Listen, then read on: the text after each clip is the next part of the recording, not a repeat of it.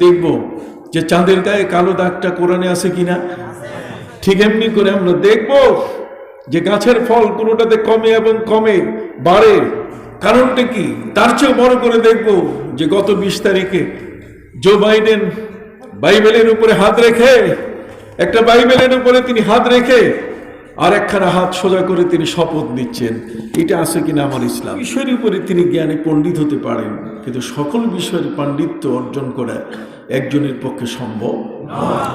পৃথিবীর মধ্যে শুধু একজন মহান রসূল, যাকে আল্লাহ পাক রব্বুল আলামিন জগতের এমন কোনো জ্ঞান নাই যে জ্ঞান তাকে দেন। আসসালামু আলাইকুম ওয়া রাহমাতুল্লাহি ওয়া বারাকাতুহু।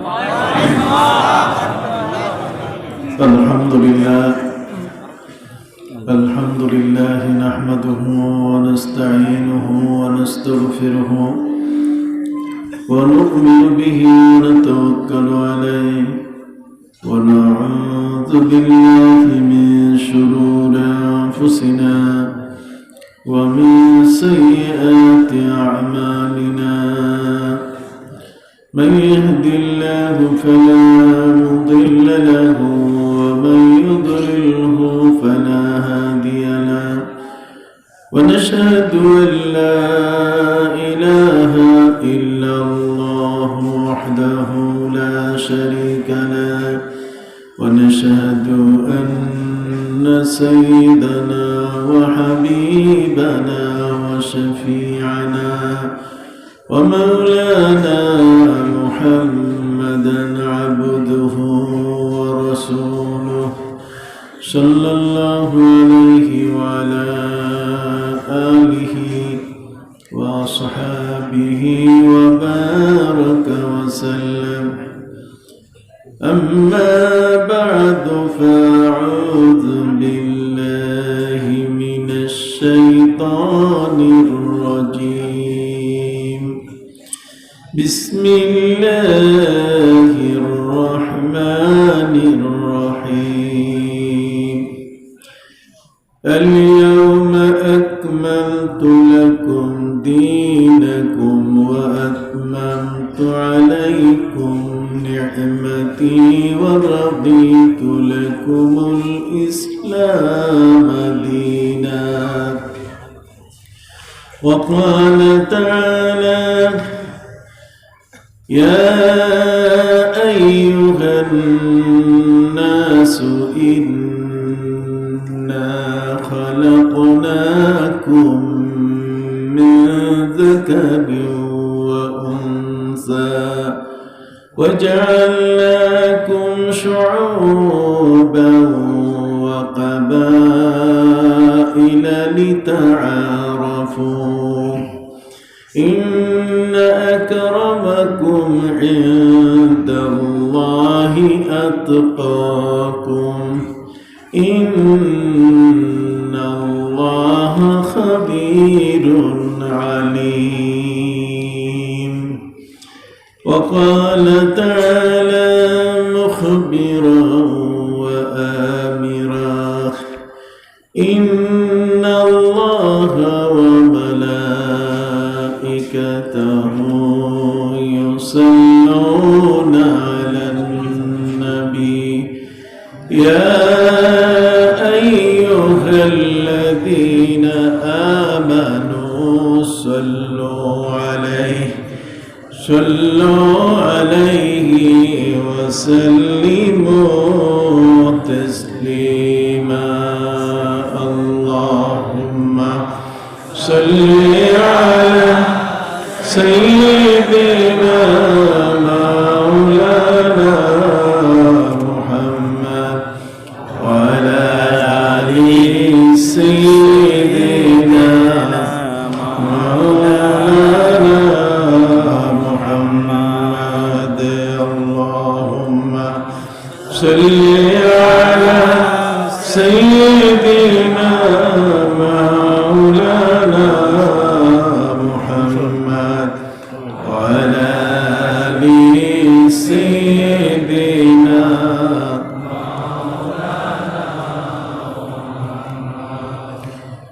काशान अहमदी का चमन में ज़ुहूर नूर है, हर गुल में हर शजर में मोहम्मद का नूर है।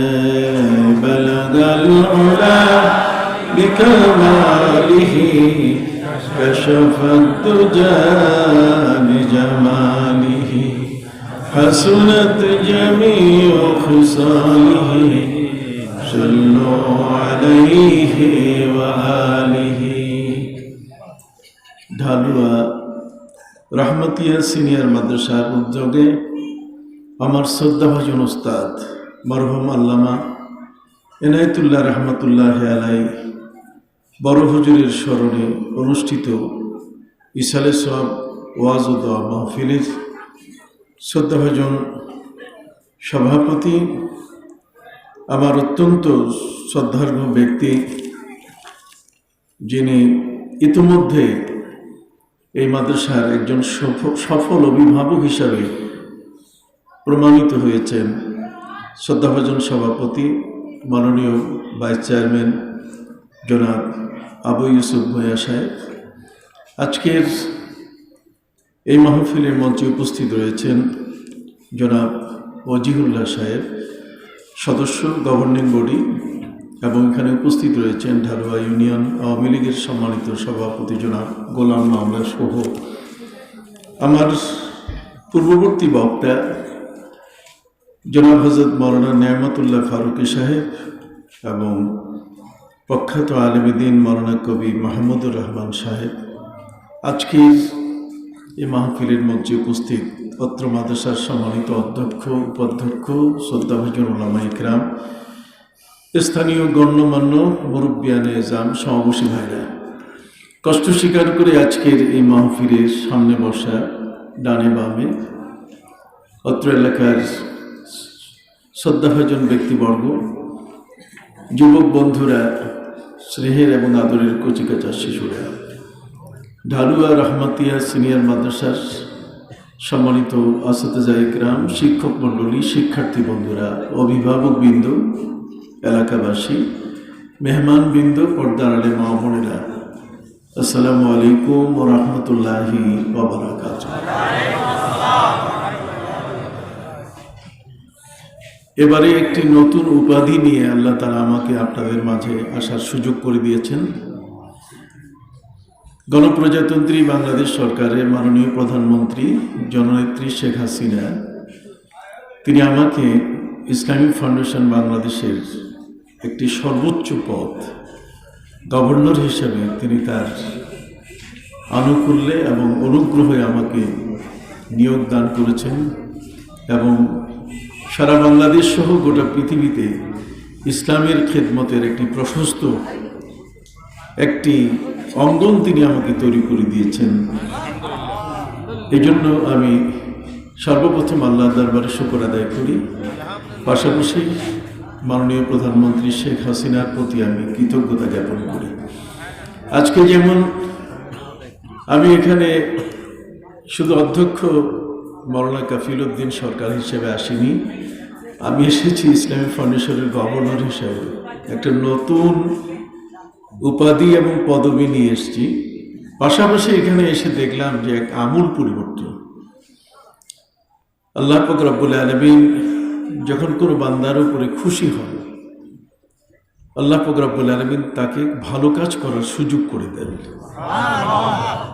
আজকে আমার পাশে যিনি বসে আছেন শ্রদ্ধাভাজন ভাইস চেয়ারম্যান সাহেব, যিনি গভর্নিং বডির সম্মানিত সভাপতি এবং এই বাংলাদেশের একজন পথিতযশা এবং নামকরা অর্থনীতিবিদ, এদেশের এই 14 গ্রাম এলাকা বা কুমিল্লা এলাকারই তিনি গর্বের সন্তান নন, বরং সারা বাংলাদেশের মাননীয় অর্থমন্ত্রী জনাব আহম মোস্তফা কামাল সাহেব আজ তার সুদৃষ্টিতে এবং ভাইস চেয়ারম্যান সাহেবের এই সদিচ্ছায় এবং তার প্রাণপণ চেষ্টায় আজকের এই মাদ্রাসার একটি নতুন রূপ দেখে আমি অবাক হয়েছি। 4 তলা বিশিষ্ট একটি 3,70,00,000 টাকার মতো, 23 লক্ষ টাকার মতো একটি বড় ধরনের অনুদানে তৈরি একটি 4 তলা বিল্ডিং দাঁড়িয়ে গেছে এবং পাশাপাশি সেখানে একটি প্রধান গেট তৈরির জন্য আশপাশের ওয়াল দিয়ে যাতে একটি এর শোভা বৃদ্ধি করা যায় তার জন্য আলাদাভাবে তিনি আরও 5 লক্ষ টাকা বরাদ্দ দিয়েছেন। এবং পাশাপাশি আমাদের শ্রদ্ধাভাজন ভাইস চেয়ারম্যান সাহেব গত যে সময় আমি এসেছিলাম তখন এই মসজিদ ছিল একখানা টিনের ঘর এবং হোগলা বিছানো ছিল। আমি আর দেখতে চাইনি। আর আমি বলেছিলাম যে এটা আমি আগামীতে আর দেখতে চাই না, কিন্তু আল্লাহ তাআলার অশেষ মেহেরবানি, এই ধরনের সমাজের সেবক এই মানুষগুলো যদি বেঁচে থাকে, মসজিদ মাদ্রাসা যেখানে উপকৃত হয় সেখানে সাধারণ মানুষও দারুণভাবে উপকৃত হবে, এতে কোনো সন্দেহ নাই। আমরা সমালোচনা করতে অভ্যস্ত, কিন্তু মাননীয় প্রধানমন্ত্রী আজকে 560টি মডেল মসজিদ করছেন এবং এক একটা মসজিদের পিছনে প্রায় 20 কোটি টাকা ব্যয় হচ্ছে। আমাদের উপজেলায় কাজ চলে, উপজেলায় কাজ চলে। আপনার শুনে অবাক হয়ে যাবে যে এই মডেল মসজিদ 560টার, এতে 8 জন কমিটির যে সদস্য, তার মধ্যে 7 জন হলেন বাংলাদেশের বিখ্যাত ইঞ্জিনিয়ার, আর আমি হলাম 8ম জন মাননীয় প্রধানমন্ত্রীর পক্ষ থেকে মডেল মসজিদ দেখার দায়িত্ব নিয়োজিত।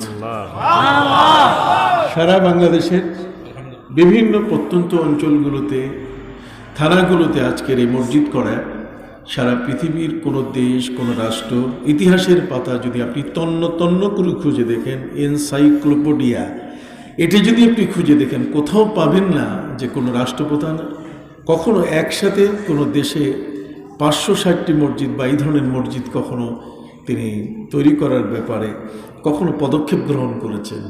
তো কাজেই সেক্ষেত্রে আমরা যারা আছি মাদ্রাসায় পড়ুয়া, আমাদের পায়ের জুতা ক্ষয় হয়ে গেছে একটা ইসলামী আরবি বিশ্ববিদ্যালয় পাওয়া, কিন্তু মাননীয় প্রধানমন্ত্রী সেটাও দিয়ে দিয়েছেন। যারা কওমি অঙ্গনের, যাদের দাখিল আলেম এগুলো কিছু নেই, শুধু দাওরা হাদিস পাস, তাদেরকে তিনি মাস্টার্সের মান দিয়ে দিয়েছেন। তো কাজেই একটি ইসলাম বান্ধব সরকার, দোয়া করবেন আল্লাহ তাআলা যেন এই সরকারের উন্নয়নমূলক যত ধরনের কাজ, যেমন এই মাদ্রাসা এই বিল্ডিং পেয়েছে তা নয়, বরং এই এলাকায় তো স্কুল, কলেজ এবং আরও অন্যান্য প্রতিষ্ঠানগুলো পেয়েছে, সারা বাংলাদেশে এভাবে হচ্ছে। আমি আল্লাহর কাছে শুকর আদায় করছি যে মাননীয় প্রধানমন্ত্রী এই কাজগুলো করে যাচ্ছেন, তিনি যেন দীর্ঘজীবী হন, সকল বলুন আমিন। মহাগ্রন্থ আল কোরআনের 2টো জায়গা থেকে আমি আপনাদের সামনে তেলাওয়াত করেছি। সম্মানিত সুধী, আপনারা সকলেই জানেন যে ইসলাম ধর্মটি হচ্ছে একটি পূর্ণাঙ্গ ধর্ম। আমাদের ধর্মের মধ্যে কোনো অপূর্ণতা নেই। আজকের গোটা বিশ্ব স্বীকৃতি দিতে বাধ্য। সূর্যের উদয়াচল থেকে অস্তাচল পর্যন্ত সারা পৃথিবীতে যত মানুষ আছে, সে যে ধর্মের এবং বর্ণের হোক না কেন, ইসলাম যে একটি কমপ্লিট কোড অফ লাইফ, এটা যে মানব জীবনের জন্য একটি পূর্ণাঙ্গ ধর্ম, এই বিষয়টিতে আজকে ইহুদি, খ্রিস্টান এবং অন্য কোনো ধর্মের মানুষের দ্বিমত নাই।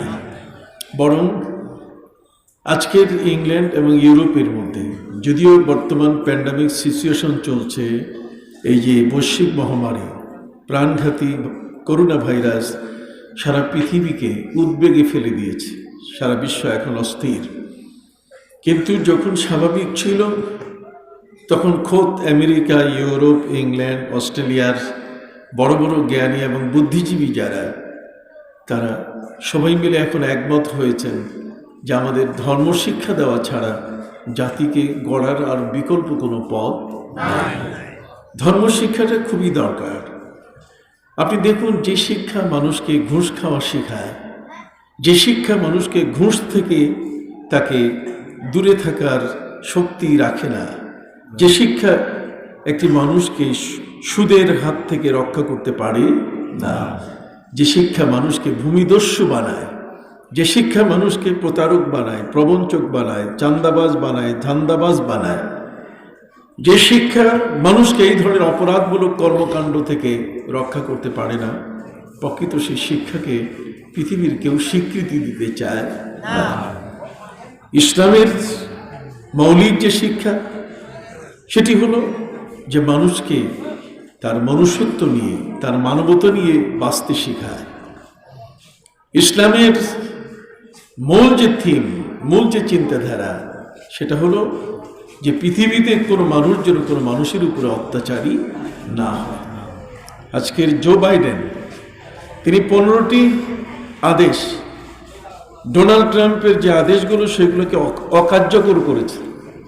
তার মানে তিনি নতুন কার্যাদেশ দিয়ে পূর্বের কার্যাদেশ যেগুলো ছিল সেগুলোকে অকার্যকর করেছেন। তার মানে পৃথিবীতে মানুষ এসেছে, আমাদের প্রিয় নবী সাল্লাল্লাহু আলাইহি ওয়াসাল্লাম বলেছেন ওয়াকুনু ইবাদাল্লাহি ইখওয়ানা, পৃথিবীর সমস্ত মানুষ তোমরা সবাই ভাই ভাই হয়ে যাও।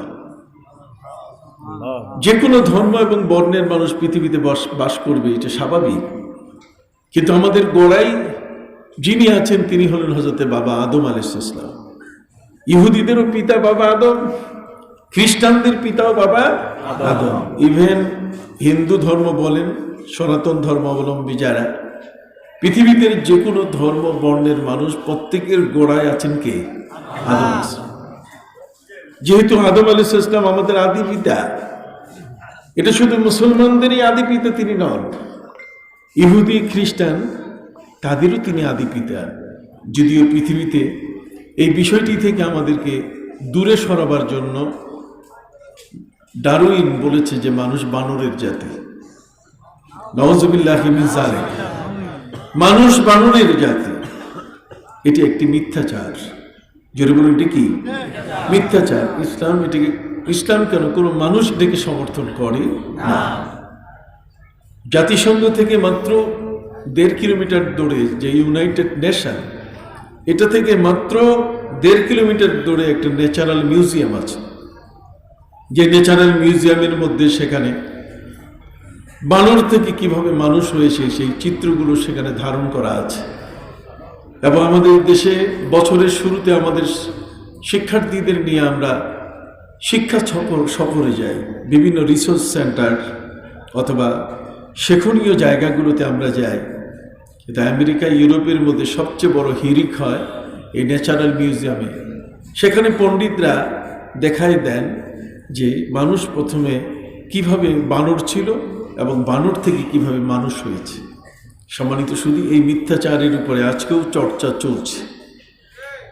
এই ধরনের মিথ্যাচার ইসলাম সবসময় এর প্রতিবাদ করেছে। আকাশের চাঁদের গায়ে কালো দাগ, আমাদের প্রিয় নবী সাল্লাল্লাহু আলাইহি ওয়াসাল্লামকে প্রশ্ন করা হয়েছিল, খ্রিস্টানরা প্রশ্ন করেছে যে কালো দাগটা কিসের? উটের পিঠে যে উঁচু জায়গাটা, এই উঁচু জায়গাটা কিসের? এর উপরে মিথ্যাচার করা হয়েছে যে সেখানে হযরত আলী রাদিয়াল্লাহু তাআলার কবর। উটের সেই চুটি, উপরের যে গোস্তটা হযরত আলীর কবর। আর চাঁদের দেশে চাঁদের গায়ে যে কালো দাগটা, সেখানে একজন বুড়ি চরকায় সুতা কাটছে। এগুলো সব মিথ্যাচার। সম্মানিত সুধী, আমাদের প্রিয় নবী সাল্লাল্লাহু আলাইহি ওয়াসাল্লামকে বিষয়গুলো নিয়ে প্রশ্ন করা হয়েছে। আমার নবী সাল্লাল্লাহু আলাইহি ওয়াসাল্লাম তিনি বলেছেন, ইন্নামা বুইসতু মুআল্লিমান, আমি পৃথিবীতে শিক্ষক হয়ে আগমন করেছি। যিনি মহান শিক্ষক, যার পরিচয় শিক্ষকতা। জগতের মধ্যে আর কোনো নবী এমন পরিচয় দেন নাই। জগতের মধ্যে কোনো ব্যক্তি পৃথিবীতে কারো কল্যাণে এসে এমন একটি শব্দের পরিচয় দেন নাই। অথচ আমার নবী সাল্লাল্লাহু আলাইহি ওয়াসাল্লাম পরিচয় দিয়েছেন, ইন্নামা বুইসতু মুআল্লিমান, আমি তোমাদের মাঝে শিক্ষক হয়ে আগমন করেছি। এবং সেই শিক্ষক কেমন শিক্ষক? যিনি পৃথিবীতে অক্সফোর্ড বলেন, ক্যামব্রিজ বলেন, ম্যানচেস্টার বলেন, হার্ভার্ড ইউনিভার্সিটি বলেন, পৃথিবীর কোনো কলেজ, ইউনিভার্সিটি, কোনো মাদ্রাসা, মক্তব কোথাও তিনি লেখাপড়া করেন নাই। এই মাদ্রাসা মক্তবে লেখাপড়া না করার কারণে কেউ কেউ মিথ্যাচার করেছেন যে নবী করিম সাল্লাল্লাহু আলাইহি ওয়াসাল্লাম আলিফ বা জিম এগুলো তিনি চিনতেন না। আমার নবী সাল্লাল্লাহু আলাইহি ওয়াসাল্লামকে বলা হয়েছে আল্লেটার। আল্লেটার মানে যে তিনি অক্ষর চিনেন না, নিরক্ষর। নিরক্ষর শব্দটি নবীর শানে কতটুকু বলা যায় এই বিষয়টি আমাদের অনেক ভাবতে হবে। কেননা পবিত্র কোরআন মজিদে আল্লাহ পাক রব্বুল আলামিন নবীকে সম্মান করতে বলেছেন। আল্লাহ বলছেন ওয়ামাই ইউআযযিম শাআইরাল্লাহ ফাইন্নাহা মিন তাকওয়াল কুলুব।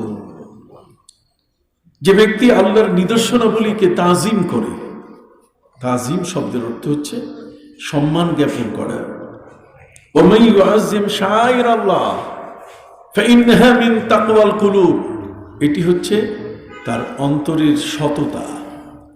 একজন ব্যক্তির সততা বিবেচিত হওয়ার জন্য একজন ব্যক্তি তার মধ্যে সততা আছে এর প্রমাণ হচ্ছে যে সে তার যথোপযুক্ত ব্যক্তিকে সম্মান করবে। কথা বুঝতে পারছি?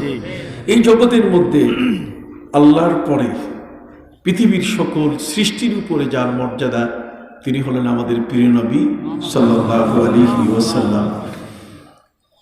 কবি তার নিজের ভাষায় বলেছেন যে জগতের সব কিছুকে যদি পর্যালোচনা করা যায়, সবার যদি মান দণ্ডে সবাইকে যদি বিচার বিশ্লেষণ করা যায়, তাহলে আমাদের নবী সাল্লাল্লাহু আলাইহি সাল্লামের চেয়ে বড় মর্যাদা জগতের আর কারো নাই।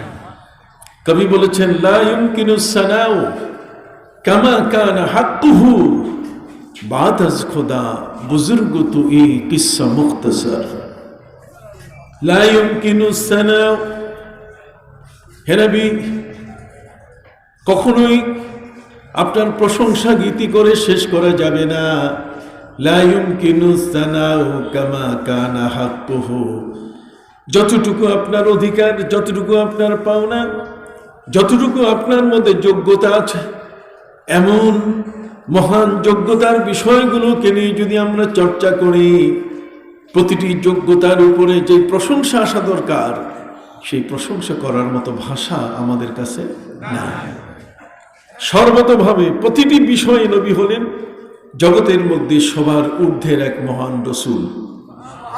তার মান মর্যাদা, তার শান, তার রুতবা, তার যে গ্র্যাভিটি, আল্লাহ পাক রব্বুল আলামিন তাকে যে সম্মানিত করেছেন সেই সম্মানের অবস্থানটুকু এমন যে পৃথিবীর মধ্যে এমন কোনো বিষয় নাই যে বিষয় সম্পর্কে আল্লাহ তাআলা নবীকে জ্ঞান দেন নাই।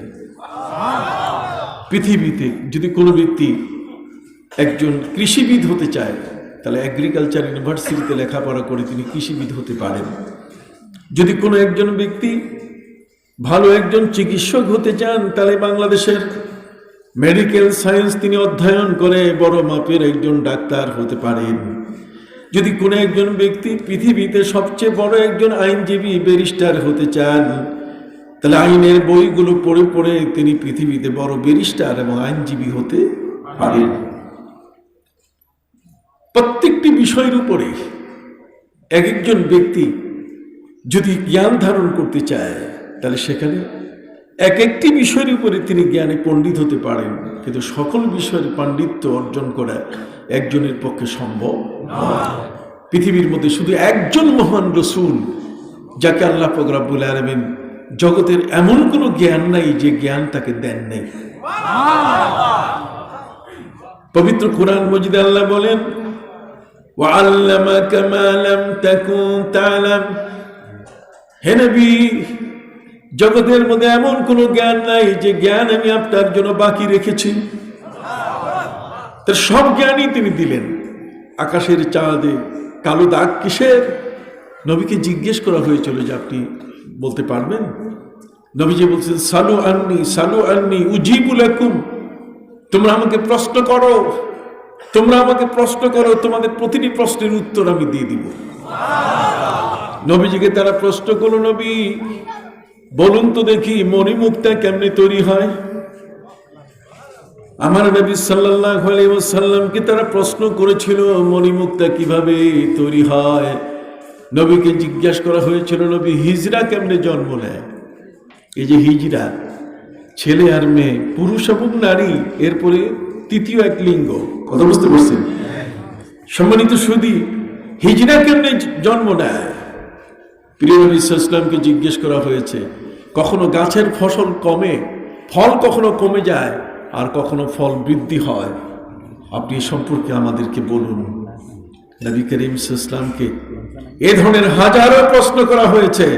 আল্লাহর নবী সাল্লাল্লাহু আলাইহি ওয়াসাল্লাম বলেছেন, সালু আন্নি উজিবু লাকুম, তোমরা আমার কাছে প্রশ্ন করতেই থাকো, প্রশ্ন করতেই থাকো, সকল প্রশ্নের উত্তর আমি তোমাদেরকে দিয়ে দিব। কত বড় কথা! পৃথিবীর আরেকজন ব্যক্তিকে খুঁজে পাওয়া যাবে যিনি ব্যারিস্টার, আইন ভালো বোঝেন, তিনি কৃষি ভালো বুঝেন না। যিনি কৃষি ভালো বোঝেন তিনি ভালো রাজনীতি বুঝেন না।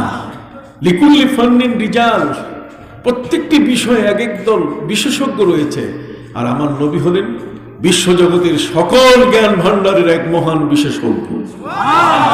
অতএব সেই নবী সাল্লাল্লাহু আলাইহি ওয়াসাল্লামকে আল্লাহ পাক রব্বুল আলামিন ধর্মকে পূর্ণ করে দিয়ে বলছেন, নবী করিম সাল্লাল্লাহু আলাইহি ওয়াসাল্লাম বিদায় হজের ভাষণে তিনি এক পর্যায়ে হাত উঁচু করে আকাশের দিকে তাকিয়ে বললেন, আল্লাহুম্মা হাল বাল্লাগতু, আল্লাহুম্মা হাল বাল্লাগতু, আমি কি আমার দায়িত্ব পালন করেছি? পৃথিবীর মানুষের কাছে যা পৌঁছানো প্রয়োজন তাকে আমি পৌঁছিয়েছি। তার অর্থ হলো আল্লাহর বাণীগুলো যথাযথভাবে মানুষের দোরগোড়ায় পৌঁছে দেয়া, আর ইসলামের মৌলিক বিষয়গুলো এমনভাবে উপস্থাপন করা যে পৃথিবীতে আর কোনোদিন কিয়ামতের আগ পর্যন্ত কোনো একজন ব্যক্তি বলবে না যে আমার নবীর পরে আরেকজন নবী দরকার, আর কোরআনের পরে আরেকখান আসমানি কিতাব দরকার। জীবনে কোনোদিন বলবি না। সুবহানাল্লাহ বলেন। সম্মানিত সুধী, আমার নবীর পরে কোনো নবীর প্রয়োজন নাই। আগের যত নবী ছিলেন প্রত্যেক নবীর ক্ষেত্রে এক নবী যাওয়ার পর আরেক নবীর প্রয়োজন দেখা দিত, কিন্তু আমার নবী সাল্লাল্লাহু আলাইহি ওয়াসাল্লামের তিরোধানের পরে, ইন্তেকালের পরে পৃথিবীতে আরেকজন নবীর প্রয়োজন নাই। আল কোরআনের মতো মহাগ্রন্থ, একখানা কিতাব আমাদের উপরে নাজিল করা হয়েছে, এই কোরআনের পরে আর নতুন আরেকখানা আসমানি কিতাব, এটা আমরা কোনোদিন আল্লাহর কাছে দাবি করি নাই। আমাদের দাবির প্রয়োজন নাই। কারণ হচ্ছে এই পবিত্র কোরআন সম্বন্ধে আল্লাহ বলে দিয়েছেন, মা ফাররাতনা ফিল কিতাবি মিন শাই, আমি কোরআনের মধ্যে তোমাদের কোনো কিছুর আলোচনা বাকি রাখি নাই। তাহলে কোরআনে আছে সব, কোরআনে আছে কি? তাহলে আমরা আজকে দেখব যে চাঁদের গায়ে কালো দাগটা কোরআনে আছে কিনা। ঠিক এমনি করে আমরা দেখব যে গাছের ফল কোনোটাতে কমে এবং কমে, বাড়ে, কারণটা কি। তার চেয়েও বড় করে দেখব যে গত 20 তারিখে জো বাইডেন বাইবেলের উপরে হাত রেখে, একটা বাইবেলের উপরে তিনি হাত রেখে আর একখানা হাত সোজা করে তিনি শপথ নিচ্ছেন। এটা আছে কিনা আমার ইসলামে? সব দেখি একের পর এক। যদি এগুলো প্রমাণ করা যায় তাহলে আলিয়াউমা আকমালতু লাকুম দীনাকুম ওয়া আতমামতু আলাইকুম নি'মাতি ওয়া রাদিতু লাকুমুল ইসলাম দীনা, প্রমাণিত হয়ে যাবে যে আমার ইসলাম হলো মহাসত্য এবং এটি পূর্ণাঙ্গ একটি ধর্ম। পৃথিবীতে আজকে যারা যা করছে তার অস্তিত্ব আমার ইসলামের মধ্যে আছে। সম্মানিত সুধী ভাইরা আমার, আপনারা সকলেই জানেন আমার প্রিয় নবী সাল্লাল্লাহু আলাইহি ওয়াসাল্লামের ইন্তেকালের পরে 3 দিন পর্যন্ত তার দেহ মোবারক দাফন করা হয় নাই। 3 দিন পর্যন্ত নবীজির দেহ মোবারক দাফন করা হয় নাই। মহা জটিলতা সৃষ্টি হয়েছিল। নবী করিম সাল্লাল্লাহু আলাইহি ওয়াসাল্লামের দাফনকে কেন্দ্র করে জটিলতা বড় কঠিন। যারা নবীর সঙ্গী হয়ে মক্কা থেকে হিজরত করে মদিনায় এসেছিলেন তাদের দাবি ছিল যে নবী সাল্লাল্লাহু আলাইহি সাল্লাম যেহেতু মক্কায় জন্ম নিয়েছেন, তার জন্মভূমি হলো মক্কা, কাজে নবীকে আমরা মক্কায় নিয়ে যাব, তার দেহ মোবারক তার আপন জন্মভূমিতে নিয়ে যাব, মাতৃভূমিতে নিয়ে যাব এবং সেখানে কাবা ঘরের পাশে নবীকে দাফন করব। একসাথে কাবারও জিয়ারত হয়ে যাবে, নবীরও জিয়ারত হয়ে যাবে। কথা বলে আমাদের মধ্যে কোনো মানুষ যারা বিদেশে থাকেন, যদি কারো বিদেশে মৃত্যু হয় তাহলে আমাদের সবিশেষ চেষ্টা থাকে যে তার লাশটা দেশে আনা যায় কি না। নবী করিম সাল্লাল্লাহু আলাইহি ওয়াসাল্লাম তিনি ইন্তেকাল করলেন, তার দেহ মোবারক কোথায় দাফন হবে? মুহাজির যারা হিজরত করে যারা মদিনায় এসেছেন তাদের দাবি হলো নবীর দেহ মোবারক আমরা মক্কায় নিয়ে যাব। আর আনসার যারা মদিনাবাসী, তাদের দাবি হলো যে আমরা নবীজির দেহ মোবারক মদিনায় দাফন করব। কেন দাফন করব? যেহেতু আমরা নবীর দুর্দিনে, কঠিন দিনগুলোতে আমরা নবীর পাশে গিয়ে দাঁড়িয়েছি। আকাবায় উলা, আকাবায় সানিয়া, দুটো সময় নবীর কাছে মিনায় চুপ করে পাহাড়ের পাশে নবীর হাতে বায়াত গ্রহণ করে আমরা আমন্ত্রণ জানিয়েছি, আপনি চলে আসুন, আপনি মদিনায় আসলে আমরা আপনাকে বাড়ি দেব, আপনাকে ঘর দেব, আপনাকে অর্থ দেব, সব কিছু দেব। অতএব মদিনাবাসীর দাবি নবীর দেহ মোবারক দাফন হবে কোথায়? মদিনায়। মাঝখানে কিছু নেতা নাক বাইর করে বলছে যে মুহাম্মদ সাল্লাল্লাহু আলাইহি ওয়াসাল্লামের কবর হবে আমার বাড়ির সামনে। জটিলতা এত কঠিন হয়ে গেল যে 3 দিন পর্যন্ত মুসলিম জাহান তার শাসক হারিয়েছে। 3 দিন পর্যন্ত মুসলিম জাহানের কোনো শাসক নাই।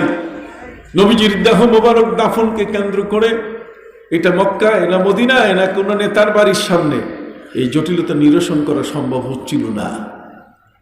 সম্মানিত সুধী, ঠিক ওই সময় সকলের মনের একটা ধারণা যে নবী করিম সাল্লাল্লাহু আলাইহি ওয়াসাল্লাম যেতে ইন্তেকাল করেছেন, এই জটিল বিষয়টা নিরসন করতে একমাত্র ভূমিকা রাখতে পারেন হযরত উমর।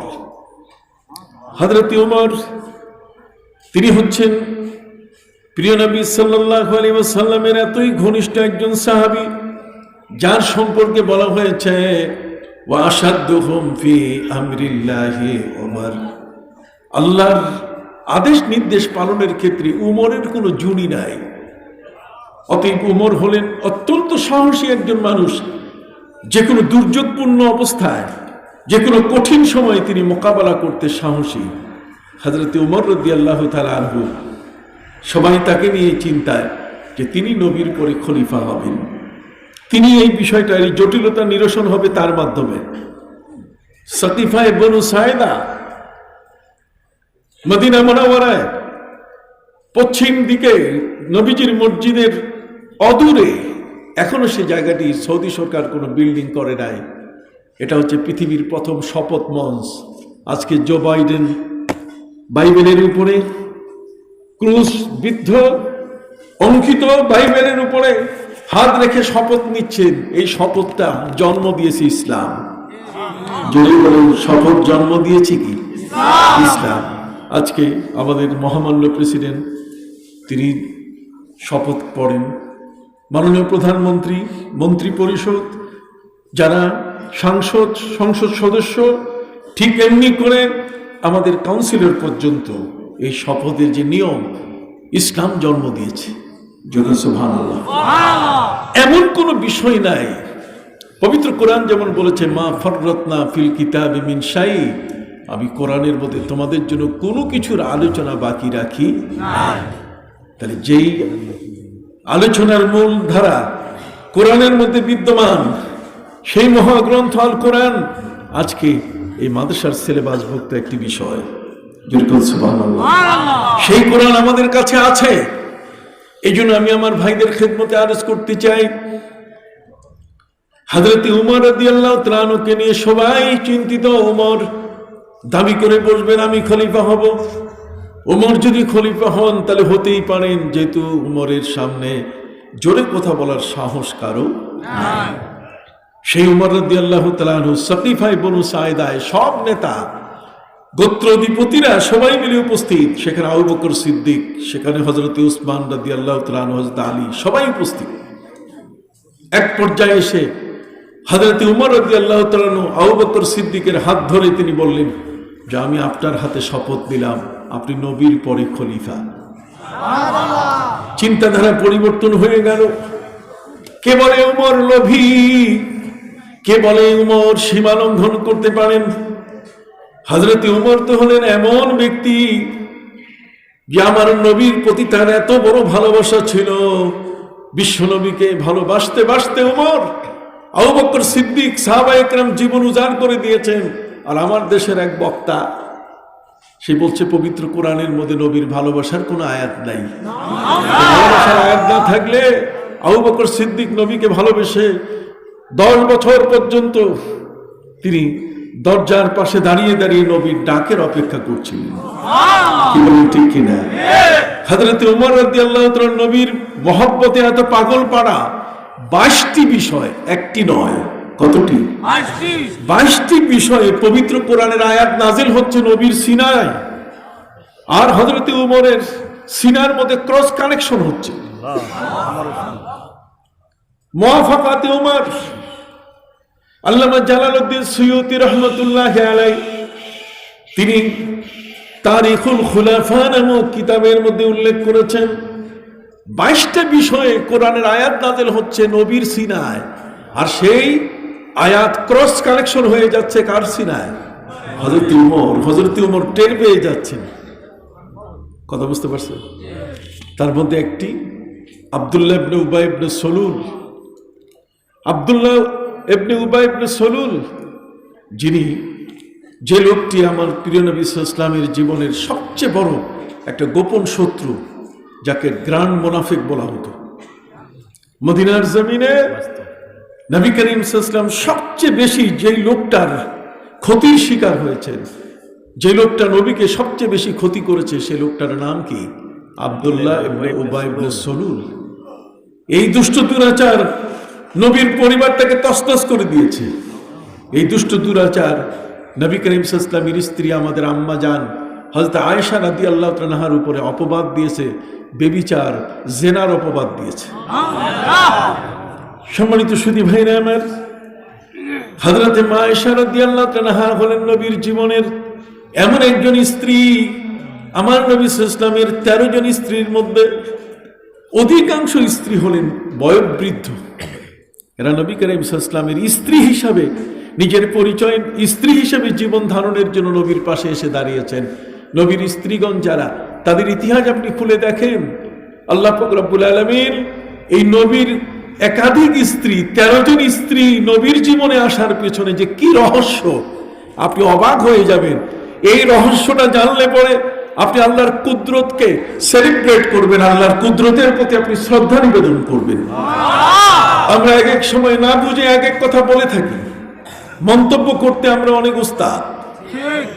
সম্মানিত সুধী, আমার নবী সাল্লাল্লাহু আলাইহি সাল্লামের স্ত্রী হিসাবে হযরত উম্মে হাবিবা, স্ত্রী হিসাবে হযরতে সাউদা, আপনি তাদের জীবনী খুঁজে দেখুন। নবী করিম সাল্লাল্লাহু আলাইহি ওয়াসাল্লামের স্ত্রী হিসাবে আবু সুফিয়ান চাচা, কথা বলুন, আবু সুফিয়ানের স্ত্রী হিন্দা, যে নবী করিম সাল্লাল্লাহু আলাইহি ওয়াসাল্লামের চাচার কাঁচা কলিজা চাবিয়েছে। মক্কার কাফের সম্রাট আবু সুফিয়ান এমন কিছু নাই যেটা নবী করিম সাল্লাল্লাহু আলাইহি ওয়াসাল্লামের বিরুদ্ধে করে নাই, কিন্তু এক পর্যায়ে নবী করিম সাল্লাল্লাহু আলাইহি ওয়াসাল্লামের স্ত্রী হয়ে এলেন এই আবু সুফিয়ানের কন্যা। আবু সুফিয়ানের কন্যা উম্মে হাবিবা আমার প্রিয় নবী সাল্লাল্লাহু আলাইহি ওয়াসাল্লামের স্ত্রী হয়ে যখন আসলেন, তখন আরবের নেতারা আবু সুফিয়ানকে বলা শুরু করলো, আবু সুফিয়ান, তুমি মুহাম্মদের বিরুদ্ধে অ্যাকশনে যাচ্ছ না কেন? তুমি মুহাম্মদের বিরুদ্ধে তুমি আক্রমণ করছো না কেন? তখন আবু সুফিয়ান বলে উঠলো যে দেখো, উনি তো আমার মেয়ের স্বামী হয়ে গেছে, আমার জামাই, আর জামাইয়ের গায়ে আমি হাত দিতে পারি? আল্লাহ তাআলা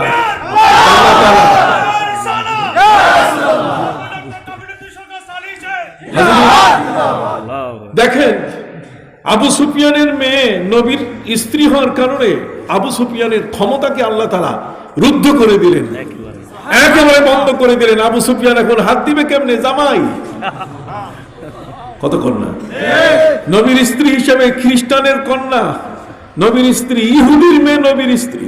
অতএব ইহুদিরা, খ্রিস্টানরা স্ব জাতি হিসাবে তাদের নিজেদের সর্দারদের বলছে তোমরা আক্রমণ করছো না কেন? তারা বলছে কি করে করব, আমার মেয়ে তো তার ঘরের স্ত্রী, কি করে তার কাছে, তার উপরে আমরা আক্রমণ করব? আল্লাহ তাআলা তার কুদরতি কৌশলে অমুসলিমদের আক্রমণ থেকে আমার নবীকে নিরাপদ করে দিয়েছে। যদিও নবীর জীবন নিরাপদ নানা কারণে। সম্মানিত সুধী, দুটো দোয়া আমার নবীর আল্লাহ কবুল করেন নাই। কয়টা দোয়া? জোরে বলেন। দুটো দোয়া, নবীর দোয়া কবুল হয় না। এটা একটা কঠিন প্রশ্ন। সম্মানিত সুধী, আমার নবী সাল্লাল্লাহু আলাইহি ওয়াসাল্লাম আল্লাহর কাছে আবেদন করলেন, মাবুদ, তুমি যদি আমাকে শাহাদাতের মৃত্যু দাও, সুম্মা উকতালু সুম্মা উহইয়া সুম্মা উকতালু সুম্মা উহইয়া, আমি দ্বীন কায়েমের জন্য যুদ্ধ করতে করতে শহীদ হয়ে যাব, রক্তাক্ত অবস্থায় আমার জীবন পৃথিবী থেকে চলে যাবে, তারপরে আবার তুমি যদি আমাকে জিন্দা করে দাও, আবার আমি দ্বীনের জন্য জীবন উৎসর্গিত করে শহীদ হয়ে যাব। নবীজি আল্লাহর কাছে শাহাদাতের কামনা করেছিলেন, শাহাদাতের প্রার্থনা তিনি জানিয়েছিলেন, আল্লাহ তাআলা কবুল করেন নাই। আল্লাহ পাক রব্বুল আলামিন নবীর সম্পর্কে পরিষ্কার ভাষায় বলে দিয়েছেন, নবী, আপনার সাথে আমার ভালোবাসা এমন, আপনি মনে রাখুন, আমি পৃথিবীর সকল মানুষকে কোট করে জানিয়ে দিলাম, ওয়াল্লাহু ইয়াসিমুকা মিনান নাস, আল্লাহ আপনার পাহারাদার হয়ে গেছেন, আমি আল্লাহ নিজেই আপনার পাহারাদার, কোনো ফিরিস্তা আপনার পাহারা আমি রাখি নেই। জগতের মধ্যে একজনের পাহারাদার হিসাবে আরেকজনকে নিয়োগ করা হয়। প্রিয় নবী সাল্লাল্লাহু আলাইহি ওয়াসাল্লামের পাহারাদার হিসাবে আল্লাহ নিজেই নিজেকে ঘোষণা করলেন। তিনি বললেন, নবী, আমি নিজেই আপনার পাহারাদার। নবী যদি পাহারাদার হন, তাহলে পৃথিবীর কোনো মানুষের নবীর জীবনকে শেষ করা এটা কারো পক্ষে সম্ভব না। এই জন্য আমার নবী সাল্লাল্লাহু আলাইহি ওয়াসাল্লামকে তারা তীর দিয়ে আঘাত করেছে, কথা বলেন, দামদান মোবারক শহীদ হয়েছে, কিন্তু নবীকে তারা শহীদ করতে পারে না। আল্লাহ নিজেই পাহারাদার হয়ে গেছেন আমার নবীর জন্য। ফলে যেদিন থেকে আয়াত নাজিল হলো, সেদিন থেকে আমাদের প্রিয় নবী সাল্লাল্লাহু আলাইহি ওয়াসাল্লাম তিনি তার পাহারাদার তুলে দিয়ে দিলেন। ইস্তাওয়ানাত হারেস, পাহারাদারের যে খুঁটিটা, তিনি পাহারাদার তুলে দিয়ে দিলেন যে আল্লাহ নিজেই আমার পাহারাদার হয়ে গেছেন। এই কারণে নজির প্রিয় নবী সাল্লাল্লাহু আলাইহি ওয়াসাল্লামের জীবনকে বিপন্ন করা, জীবনে শেষ করার মতো শক্তি জগতের কারো হয় না। আল্লাহ বলছেন, নবী, আপনার এই প্রার্থনা আমি কবুল করব না, আমি নিজেই তো আপনার পাহারাদার হয়ে গেছি। আল্লাহ যার পাহারাদার হয়ে যান, পৃথিবীর কারো বুলেট, পৃথিবীর কারো অস্ত্র নবীর গায়ে কি বসাতে পারবে? অসম্ভব। যে কারণে আমার নবী সাল্লাল্লাহু আলাইহি ওয়াসাল্লামের জীবনটাকে আল্লাহ নিরাপদ করে দিয়েছেন। সম্মানিত সুধী, প্রিয় নবী সাল্লাল্লাহু আলাইহি ওয়াসাল্লামের দ্বিতীয় যে আরেকটি দোয়া, সেটা কবুল হয় নাই। নবী বলেছিলেন যে আমার উম্মত যেন ঝগড়া না করে। আল্লাহ বলছে এটা থাক। এই জন্য আপনি দেখবেন যে ঝগড়াঝাটি ঐতিহাস। আজকের যে নবীর শান, মান, মর্যাদা এত বড়, সেই নবীর জন্যে সাহাবা ইকরাম জীবনকে উজাড় করে দিয়েছেন। ভালোবাসাটাকে লুফে নেওয়ার জন্য হযরত আবু তালহা রাদিয়াল্লাহু তাআলা আনহু উহুদের ময়দানে নবীর সামনে ডানে বামে তারা বলেছেন, সাহাবা ইকরাম, যে ইহুদিরা হযরত মুসা আলাইহিস সালামকে বলেছে, ইযহাব আনতা ওয়া রাব্বুকা ফাকাতিলা ইন্না হাহুনা কাঈদুন। হযরত মুসা নবী যখন তার 12 গোত্রের নকিবদেরকে বললেন, মাতবরদের বললেন যে চলো, যারা আমাদের জমি জবরদখল করে খাচ্ছে আমরা সেটা উদ্ধার করি, তখন 10 গোত্রের মানুষ বলেছিল, ইযহাব আনতা ওয়া রাব্বুকা ফাকাতিলা, আপনি আপনার আল্লাহ দুইজনে মিলে যুদ্ধ করেন, আমরা যাব না। আর আমার নবীর সাহাবা ইকরাম বলেন, নবী, আমরা ইহুদিদের মতন হযরত নবী মুসাকে যেমন তারা বলেছে যে আপনি আর আপনার আল্লাহ দুইজনে যুদ্ধ করেন, আমরা যাব না। আর সাহাবা ইকরাম বলছে, হুজুর, আমরা আপনাকে সেইভাবে বলবো না, বরং আপনার ডানে থাকবো, বামে থাকবো, সামনে থাকবো, পিছনে থাকবো। যুদ্ধের ময়দানে হযরতে আবু তালহা রাদিয়াল্লাহু তাআলা উহুদের ময়দানে তিনি শহীদ হয়ে গেলেন। এরপর তার দেহ সেখানে দেখা গেল যে প্রায় 95টা বর্ষা, 95টা তীরের আঘাত তার গোটা দেহের মধ্যে এক প্রান্ত থেকে আরেক প্রান্তে চলে গেছে। এতটুকু ভালোবাসা। হযরত ওমর ফারুক রাদিয়াল্লাহু তাআলার ভালোবাসা, হযরত আবু বকর সিদ্দিকের ভালোবাসা কোনো অংশে কম ছিল না। ওয়াইস কারনী নবী করিম সাল্লাল্লাহু আলাইহি ওয়াসাল্লামকে ভালোবাসতে গিয়ে তার 32টা দাঁত তিনি ভেঙে ফেলেছিলেন। সম্মানিত সুধী, নবীর মহব্বতের আয়াত কোরআনে নাই? আবু বকর সিদ্দিক কি নবীকে ভালোবাসেন নাই? ওমর কি নবীকে ভালোবাসেন নাই? লা ইউমিনু আহাদুকুম হাত্তা আকুনা হাব্বা ইলাইহি মিন ওয়ালিদিহি ওয়া ওয়ালাদিহি ওয়ান নাসি আজমাইন। আমার নবী বলেন, তোমরা ঈমানদার হবে না, ঈমানদার হতে পারবে না যতক্ষণ পর্যন্ত লা ইউমিনু আহাদুকুম হাত্তা আকুনা হাব্বা ইলাইহি, আমি তোমাদের কাছে অধিক প্রিয় হব না এই পৃথিবীর সন্তান সন্ততি, এই পৃথিবীর জনক যারা, এই পৃথিবীর সকল মানুষের চেয়ে যতক্ষণ পর্যন্ত আমি তোমাদের কাছে বেশি ভালোবাসার পাত্র হব না। নবী করিম সাল্লাল্লাহু আলাইহি ওয়াসাল্লাম তিনি হযরতে মুআয ইবনে জাবাল রাদিয়াল্লাহু তাআলাকে যখন ইয়েমেনের গভর্নর করে পাঠান, তখন তিনি বলেছিলেন যে তুমি ইয়েমেনে যে গভর্নর হিসেবে যাচ্ছ, মানুষ তো তোমার কাছে মাসলা মাসাইল জিজ্ঞাসা করবে, এখন তুমি যদি এ সম্পর্কে জিজ্ঞাসিত হও তাহলে ফয়সালা দিবে কি দিয়া? বলছে কোরআন দিয়ে। নবী বললেন ফাইল্লাম তাজিদ ফি কিতাবিল্লাহ, যদি তুমি আল্লাহর কিতাব কোরআনে যদি না পাও তার ফয়সালা, তাহলে তুমি বিচার করবে কি দিয়ে? তখন তিনি বলেছিলেন রাসূল আপনার হাদিস দিয়ে। তো যদি হাদিসও না পাও তাহলে কোরআন এবং হাদিস দুইটাকে সমন্বয় করে এরপরে আমি কি করব? ফয়সালা দেব। নবীজি খুশি হয়ে দোয়া করলেন, আলহামদুলিল্লাহিল্লাযী ওয়াফাকা রাসূল রাসূলি, সমস্ত প্রশংসা সেই মহান আল্লাহর জন্য যিনি তার রসুলের দূতকে এই ক্ষমতা দিলেন, তিনি ইচ্ছে করলে কোরআন হাদিস দুটোকে মিলিয়ে তিনি সমাধান দেবেন। সুবহানাল্লাহ। এই জায়গাতেই আমাদের আহলে হাদিসের সাথে তর্ক। এই একটি জায়গায় এসে তারা শুধু কোরআন এবং হাদিসের পাশে আছেন, কিন্তু আমার নবী সাল্লাল্লাহু আলাইহি ওয়াসাল্লাম তাকে যখন বললেন হযরত মুআয ইবনে জাবালকে, তখন তিনি বললেন যে কোরআন এবং সুন্নাহ এই দুটোকে মন্থন করে তৃতীয় কোরআনেও যদি না পাই, হাদিসেও যদি না পাই, তাহলে এই দুইটার সমন্বয় করে আমি একটি ফয়সালা বের করব। সুবহানাল্লাহ। এখন আসুন, হযরত ওমর ফারুক রাদিয়াল্লাহু তাআলা আনহু নবীকে ভালোবেসেছেন, নবীর ভালোবাসার আয়াত কোরআনে পাওয়া লাগবে না। আপনার একটা প্রশ্নের উত্তর দেন তো আমাকে, দুধ দেখেছেন কিনা? গাভীর দুধ, দুধ যখন দেখেন তখন কি তার ভিতরে যে ঘি আছে এটা কি আপনি দেখেন? দুধের ভিতরে যে মাখন আছে এটা কি আপনি দেখেন?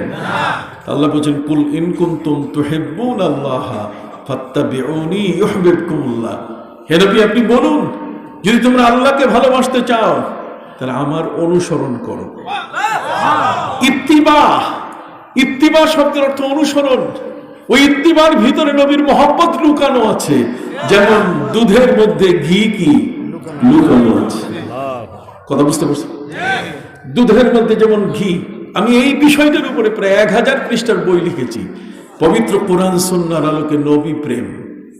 কথা বুঝতে পারছেন? পবিত্র কোরআন সুন্নাহর আলোকে কি নবী প্রেম। এই শুধু ইত্তিবা, এই একটা শব্দের উপরে 1000 পৃষ্ঠার বই লিখেছি। কথা বুঝতে পারছেন? ইত্তিবা, ইত্তিবা তার মানে দুধের মধ্যে যেমন ঘি লুকানো, মাখন লুকানো, ঠিক এমনি করে ইত্তিবার মধ্যে নবীর মহব্বত কি লুকানো। সাহাবায়ে ইকরাম নবীকে ভালোবেসেছেন এত উজাড় করে, নবীর ভালোবাসা এত বেশি ছিল যে হযরতে মায়েশা রাদিয়াল্লাহু তাআলার উপরে যখন অপবাদ দেওয়া হলো, মায়েশা বেবিচারিণী, তিনি জেনার দোষে দুষ্ট, নাউযুবিল্লাহি মিন যালিক, তাকে পাওয়া গেছে একজন যুবকের সাথে, যুবকের সাথে পাওয়া গেছে ঠিক কথা, কিন্তু সেই যুবক হলেন হযরতে সফওয়ান ইবনে মুআত্তাল রাদিয়াল্লাহু তাআলা।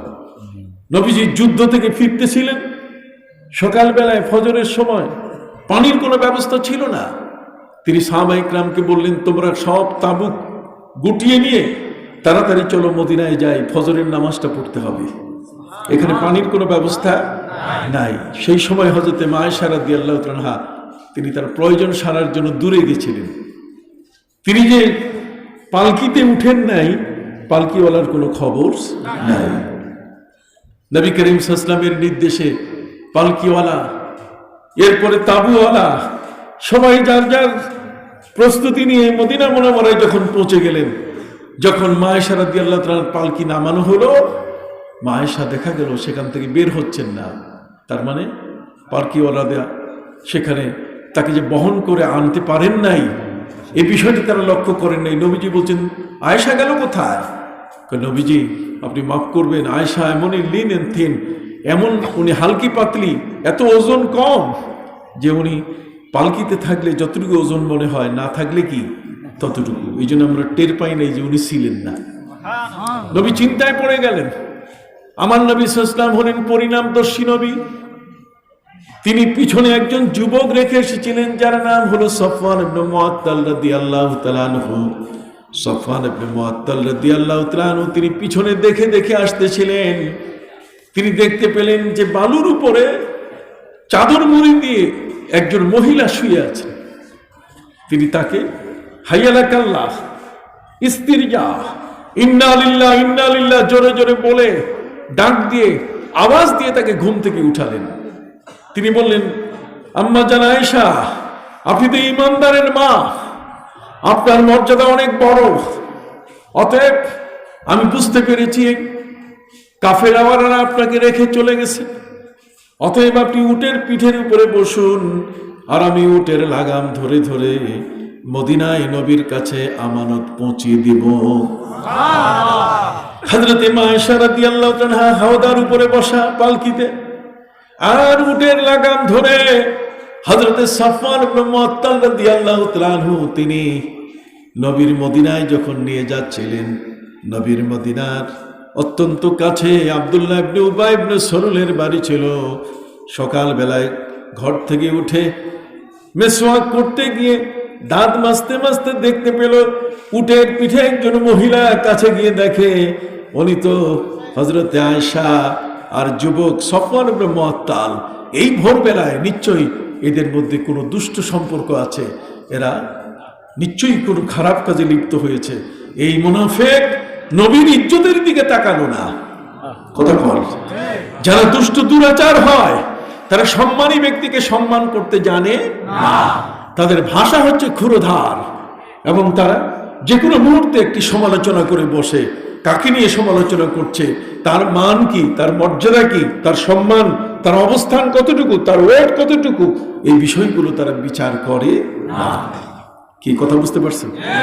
অতএব আমার নবী সাল্লাল্লাহু আলাইহি ওয়াসাল্লামের স্ত্রী সম্পর্কে এই অপবাদ, এটি নবীর গায়েও আঘাত করেছে। কথা বললাম, নবীর গায়েও কি করেছে? আঘাত করেছে। সম্মানিত শুধু চতুর্দিকে রটনা, খারাপ কথা মুহূর্তে ছড়িয়ে যায়। অতএব সমস্ত মানুষের মুখে মুখে নবীর ঘরের চরিত্রহীনা একজন নারী হযরত আয়েশা সম্পর্কে চতুর্দিকে ঢোল পেটাবার মতো হয়ে গেল। প্রত্যেকটি মানুষের কানে কানে যে আয়েশার চরিত্র নষ্ট, মুহাম্মদ সাল্লাল্লাহু আলাইহি ওয়াসাল্লাম তাকে নিয়ে সংসার করছেন, এই নবীর উপরে আস্থা রাখা যাবে না। কোত্থেকে কোথায় চলে গেল। সম্মানিত শুধু আমার নবী সাল্লাল্লাহু আলাইহি ওয়াসাল্লামের কাছে হযরত হাসান বিন সাবিত রাদিয়াল্লাহু তাআলা রাসূলের একজন কবি ছিলেন। তিনি এসে আমার নবীকে বলেন যে আপনি আয়েশাকে তালাক দিয়ে দেন, আয়েশাকে আর রাখার দরকার নাই। নবীজি বলেন যে দেখো, আয়েশাকে নিয়ে তুমি যেটা মন্তব্য করলে এটা কি ঠিক করলে? আয়েশা সম্পর্কে আয়েশার চরিত্র নষ্ট হয়েছে না আছে? আমি রাসূল তো এই ব্যাপারে চুপ হয়ে আছি, কারণ আমি অপেক্ষায় আছি। কোরআন নাজিল হচ্ছে, আল্লাহর বাণী নাজিল হওয়ার এখানে সুযোগ আছে। কাজে আয়েশার সম্পর্কে আমি আল্লাহর কাছে সুপর্দ করেছি, তিনি ওইখান থেকে আমাকে মেসেজ দিবেন যে আয়েশার চরিত্র ঠিক আছে না নষ্ট হয়েছে। আমি সে অপেক্ষায় আছি। যেখানে নুজুলে ওহী যেখানে নাজিল হচ্ছে, সেই সময় নিজস্ব মন্তব্য করার কোনো সুযোগ নাই। ওদিকে হযরত উমর রাদিয়াল্লাহু তাআলার খবর পেয়ে নবীর স্ত্রী হযরত আয়েশাকে তালাক দেওয়ার প্রস্তাব এসে গেছে। তিনি গায়ের চাদরটা পর্যন্ত সামলাইতে পারেন নাই।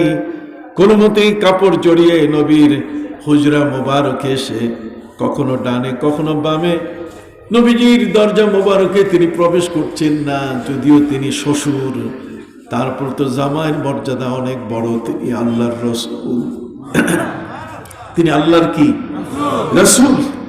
নবীজি ঘরের ভেতর থেকে ডাক দিলেন, ওমর ভিতরে আসুন। হযরত ওমর রাদিয়াল্লাহু তাআলা ভিতরে গেলেন। নবী করিম সাল্লাল্লাহু আলাইহি ওয়াসাল্লাম বললেন, এমন কেন? গায়ে চাদর ঠিক নাই, পায়ে জুতা নাই, উসখুসের চুল, এলোমেলো চুল, সুন্দর করে আমার এখানে আসার কথা ওমর, অথচ আপনি এসেছেন এমন ভাবে আউলা ঝাউলা হয়ে আপনি এসছেন, কারণটা কি? হযরত ওমর রাদিয়াল্লাহু তাআলা বলেন যে নবীজি গো, আমি কিন্তু আপনার শ্বশুর, আমার মেয়ে হাফসা আপনার ঘরে আছে। শ্বশুর হিসাবে পৃথিবীর সমস্ত শ্বশুর চায় মেয়েটা যেন জামাইয়ের ঘরে শান্তিতে থাকে। নবীজি গো, আপনার ঘরে আয়েশা স্ত্রী হিসাবে আছেন, আয়েশার সম্পর্কে প্রস্তাব এসেছে যে আয়েশাকে তালাক দেন। নবী, আমি এসেছি, যদি আপনি আয়েশাকে তালাক দেন তাহলে কিন্তু আবু বকর তার পরিবার আর বাঁচবে না। আবু বকরের জীবনের সবচেয়ে বড় সাধনা যে আমার মেয়েটা আমি রসুলের খেদমতে দিতে পারছি। কন্যা সুবহানাল্লাহ, আমার মেয়েটিকে আমি রসুলের খেদমতে দিতে পারছি। সম্মানিত সুধী, হযরত আবু বকর সিদ্দিক রাদিয়াল্লাহু তাআলা সম্পর্কে ওমরে ফারুক নবীজির কাছে অনুরোধ করলেন, আপনি আয়েশাকে তালাক দিয়েন না। আয়েশা হলেন একটি অবলা মেয়ে, রুটি বানাতে গিয়ে যখন আটা খমির করে, খমির করতে করতে চোখ বন্ধ হয়ে যায়, ঘুমায় পড়ে, ছাগলে এসে খেয়ে যায়, তার কোনো খবর নাই। একটা অবুঝ একটা মেয়ে, আপনি তাকে তালাক দিয়েন না। আপনার স্ত্রী বটে, কিন্তু আমি অনুরোধ করলাম আপনি তালাক দিবেন না। নবীজি অপেক্ষায়। তারপরও যেহেতু গোটা মদিনা অস্থির হয়ে গেছে যে নবীর স্ত্রীর চরিত্র ভালো না, নবীজি আয়েশাকে বললেন, তুমি 1 মাসের জন্য হলো বাপের বাড়িতে থাকো। দেখেন একজন মুনাফিক কত কঠিন এবং জটিল ঘটনা ঘটায়। এমন নবীর পরিবারের উপরে অপবাদ। ওমরে ফারুকের মতো ব্যক্তি দৌড়ে আসছেন যে আপনার স্ত্রীকে আপনি তালাক দিয়েন না। আমরা শ্বশুর বুঝি যে জামাইয়ের ঘরের থেকে যদি কোনো মেয়ে বিচ্ছিন্ন হয় তাহলে ওই মেয়েটার জীবন কত বড় কঠিন অবস্থার শিকার হয়। অতএব নবী, আপনি আপনার স্ত্রী আয়েশাকে তালাক দিবেন না। সেই উমর নবীর পরিবারটাকে এক করে রাখার জন্য তার চেষ্টার কোনো ত্রুটি ছিল না, কিন্তু প্রতিদানও তিনি পাইছেন। জি, এটার জন্য কি প্রতিদানও পেয়েছেন? আর সেই প্রতিদান হলো হযরত উমর রাদিয়াল্লাহু তাআলা যখন ইন্তেকাল করছেন, মারা যাচ্ছেন, হযরত উমর তিনি তার ছেলে আব্দুল্লাহকে বলেন, আব্দুল্লাহ, আমি তোমাকে একটি ওসিয়ত করব, শোনো। আমি মারা গেলে পরে খবরদার আমার কবর খুঁড়বে না। আমি মারা গেলে পরে তুমি আমার গোসল দিও, তুমি আমার কাফন পড়াইও, তোমরা সবাই মিলে আমার জানাজা দিও, কিন্তু খবরদার কবর খুঁড়বে না। হযরত আব্দুল্লাহ ইবনে উমর পিতা উমরকে তিনি বললেন, আব্বা জান, আপনি কি বলেন? কোন লোক মারা গেলে পরে 3টি কাজ করতে হয়। একটি হলো কবরস্থানে পাঠাতে হয় কবর খোঁড়ার জন্য, একদল কাফন আনার জন্য যায়, আরেক দল আত্মীয় স্বজনকে খবর দেয়। অতএব আপনার কবর খোঁড়া হবে না, আপনার লাশ রাখবো কোথায়? উনি বলছেন, আমার মৃত্যুর পরে আমার সুন্দর করে তোমরা গোসল দিয়ে জানাজা দিয়ে অপেক্ষা করবে, তুমি চলে যাবে আম্মা জান আয়েশার কাছে, যাইয়া বলবে যে আমার আব্বার সারা জীবন প্রিয় নবী সাল্লাল্লাহু আলাইহি ওয়াসাল্লামের গোলামি করেছেন। মায়েশার কাছে গিয়ে তুমি বলবে আমি রসুলের গোলাম ছিলাম, খবরদার আমি 31 লক্ষ বর্গ মাইলের আমি শাসক ছিলাম। কোনোদিন তুমি সেই পরিচয় দিবে না, বরং আমার পরিচয় হবে আমি গোলামে মুস্তাফা, আমি বিশ্বনবী সাল্লাল্লাহু আলাইহি ওয়াসাল্লামের আমি একজন গোলাম। অতএব প্রিয় নবীর গোলাম আমি, তুমি এই পরিচয় দিয়ে আবেদন করবে যে আমার বাবার জীবনের বড় আশা নবীজি রওজার পাশে আবু বকর সিদ্দিকের কবর হয়েছে, কাজে ওই কবরের পাশে যদি আমাকে একটু জায়গা দেওয়া হয় তাহলে আমি বড় কৃতার্থ হব। তুমি আমার পক্ষ থেকে এই কথাটি পৌঁছাবে। সম্মানিত শুধু হযরত ওমর ফারুক রাদিয়াল্লাহু তাআলা আনহু তিনি মারা গেলেন, ইন্তেকাল করলেন। ইন্তেকালের পরে তার ছেলে আব্দুল্লাহ মায়েশার কাছে গিয়ে তিনি বললেন, আমার আব্বার জীবনের এই বড় আশা নবী রওজার পাশে আবু বকর সিদ্দিকের কবরের পাশে যেন কবর হয়। হযরত মায়েশাকে বলার সাথে সাথে তার মনে পড়ল ওই যে অপবাদ দেওয়া হয়েছিল, তাকে যে অপবাদ দেওয়া হয়েছিল, জেনার অপবাদ, মায়েশার জীবনকে অস্থির করে ফেলা হয়েছিল। একমাত্র যে লোকটা ঠেকাবার জন্য নবীর কাছে এসেছিলেন তিনি কে? ওমর। অতএব হযরত উমর সেদিন বলছেন যে আপনি তালাক দেন না আয়েশাকে, আমার তালাককে ঠেকাইছেন হযরত উমর। এই জন্য হযরত আয়েশা বলেন যে আমার প্রিয় স্বামী নবীজির ইন্তেকালের পরে আবু বকর সিদ্দিকের কবর, আবু বকর সিদ্দিকের পরে আমি আমার কবরের জায়গায় রেখেছি, কিন্তু উমরের মৃত্যুর সংবাদ এবং পাশাপাশি তার কবরের আবেদন, ওয়াল্লাহি লা ওয়াসিরান্নাহু আলাইয়া, খোদার কসম আমার উপরে তাকে প্রাধান্য দিয়ে আমার কবরের জায়গাটা তাকে দিয়ে দিলাম। হাল জাযাউল ইহসানি ইল্লাল ইহসান। ভাইরা আমার, উপকারের কৃতজ্ঞতা করতে হয়। মাল্লাম ইয়াশকুরিন নাস লাম ইয়াশকুরিল্লাহ, যে মানুষের শুকরিয়া আদায় করতে জানে না সে আল্লাহরও শুকরিয়া আদায় করতে জানে না। এমন উমর, নবীর সাথে তার ভালোবাসার সম্পর্ক এত বড়, হযরত আয়েশাকে তালাক দিতে দেন নাই। কোরআনের 22টা আয়াত, কয়টা নাজিল হয়েছে নবীর উপরে, নাজিল হচ্ছে, কিন্তু এর আগে খবর পেয়ে গেছেন কে? উমর। তাহলে আপনি এখন চিন্তা করতে পারেন যে ইসলামের প্রতি কতটুকু অগ্রসরমান হলে আল্লাহ তাআলা সিনা খুলে দেন। সেই উমর রাদিয়াল্লাহু তাআলা আনহু তিনি দেখতে পেলেন যে নবী করিম সাল্লাল্লাহু আলাইহি ওয়াসাল্লাম তিনি বললেন যে চলো একজনের জানাজা পড়ব। এই আব্দুল্লাহ ইবনে উবাই ইবনে সলুল, সে তার নিজের জানাজার সম্পর্কে তার ছেলে আব্দুল্লাহ, বাপেরও নাম আব্দুল্লাহ, ছেলেরও নাম কি? আব্দুল্লাহ। সে তার ছেলেকে ডাক দিয়ে বলছে যে আব্দুল্লাহ, আমি মারা গেলে তুমি দুইটা কাজ করবে। কি?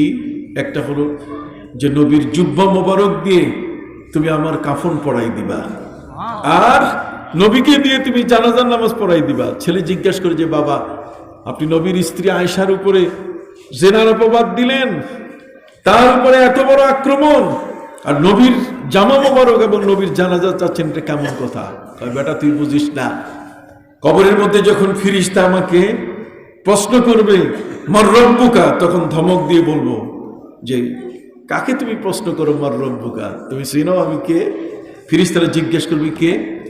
কয়ে দেখো দেখি আমার গায়ে বিশ্বনবী মহানবী সাল্লাল্লাহু আলাইহি ওয়াসাল্লামের জামা মোবারক আমার গায়ে আছে, আমি তার 1 নম্বর ভক্ত, কাজে আমার ইমানের মধ্যে তুমি কিসের সন্দেহ করো? Get out.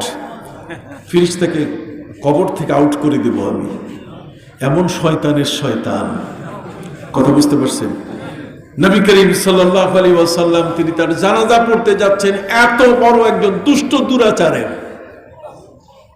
এই দুষ্ট দুরাচারের জানাজা পড়তে যাওয়া নবী দয়াল নবী হওয়ার প্রমাণ। সুবহানাল্লাহ বলেন। নবী যাচ্ছেন, হযরত উমর ব্যারিকেড দিলেন, না আপনার যাওয়া হবে না। নবী যে বলেন উমর তুমি নবী না আমি নবী? কে নবী বলো? হযরত উমর তিনি হাত গুটিয়ে বললেন নবীজি আপনি নবী, আমি তো গোলাম মাত্র। হযরত উমর রাদিয়াল্লাহু তাআলা আনহুকে আমার নবী বললেন যে আমি যে তার জানাজার নামাজ পড়তে যাব না, তোমার কাছে কোনো দলিল আছে কিনা? হযরত উমর বলছেন দলিল আছে। কয় তাহলে দাও। হযরত উমর তিনি পড়লেন ইস্তাগফারতা লাহুম আও লাম তাস্তাগফির লাহুম, হে নবী আপনি যদি তাদের জন্য এই ধরনের মুনাফিক, এই ধরনের দুষ্ট কাফের বেদিনের জন্য আপনি দোয়া করেন আর দোয়া নাই বা করেন, ওয়ালাউ ইস্তাগফারতা লাহুম ৭০ মাররা, যদি ৭০ বারও দোয়া করেন, লা ইয়াকবিলাল্লাহ, আল্লাহ কখনো গ্রহণ করবেন না। আমার নবীজি সাল্লাল্লাহু আলাইহি ওয়াসাল্লামকে উমর বলেন হুজুর ৭০ বার দোয়া করলেও আল্লাহ কবুল করবেন না। নবী করিম সাল্লাল্লাহু আলাইহি ওয়াসাল্লাম বলেন উমর সাজিদু আলা ৭০, যদি আমি ৭১ বার করি? কতবার? এক উমর বলছেন এখন আর আমার করার কিছু নাই। হযরত উমর রাদিয়াল্লাহু তাআলা ছেড়ে দিলেন। আমার নবী এত বড় জঘন্যতম দুষ্ট দুরাচারের জানাজার নামাজ পড়তে গেলেন, হাতের মধ্যে জুব্বা মুবারক। সুবহানাল্লাহ বলেন।